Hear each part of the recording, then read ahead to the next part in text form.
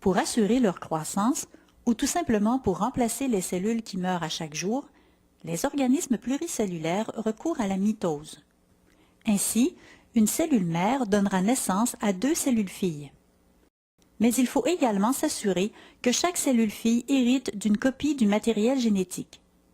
Pour ce faire, les cellules, durant la phase S de l'interphase, vont dupliquer leurs molécules d'ADN. C'est ce qu'on nomme la réplication de l'ADN. Tout d'abord, rappelons quelques concepts nécessaires à la compréhension du phénomène.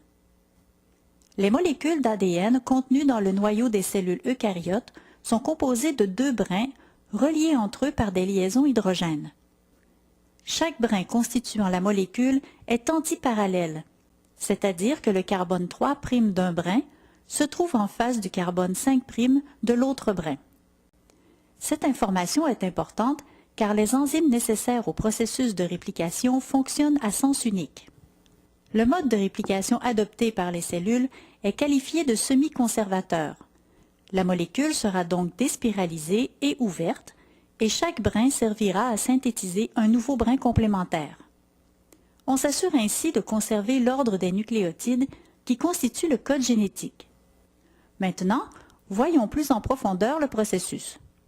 Une première enzyme, nommée hélicase, se charge de déspiraliser et de séparer les 2 brins d'ADN. Afin de maintenir les 2 brins séparés, des molécules nommées protéines fixatrices d'ADN monocaténaires se fixent sur chaque brin et les empêchent de se respiraliser. Une autre enzyme, nommée primase, synthétise une amorce d'ARN. Une fois l'amorce terminée, l'ADN polymérase 3 s'y fixe et commence à ajouter des nucléotides d'ADN. Notez que l'ajout de nucléotides se fait de l'extrémité 5' vers l'extrémité 3' du nouveau brin. Ce qui se passe sur l'autre brin de notre molécule d'ADN originale est différent.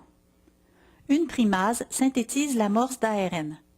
L'ADN polymérase 3 s'attache à cette amorce et y ajoute des nucléotides d'ADN. Au fur et à mesure que l'hélicase déspiralise l'ADN, d'autres amorces sont synthétisées. Chaque ADN polymérase 3 ajoute des nucléotides d'ADN jusqu'à ce qu'elle rencontre une amorce préalablement synthétisée.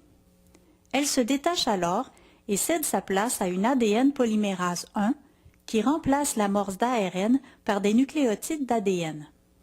Une fois ceci fait, une ligase attache les fragments nommés fragments d'Okazaki. Ces opérations sont répétées jusqu'à ce que les 2 nouveaux brins soient entièrement synthétisés.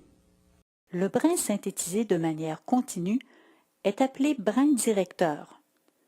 Celui fabriqué à partir des fragments d'Okazaki est nommé brin discontinu.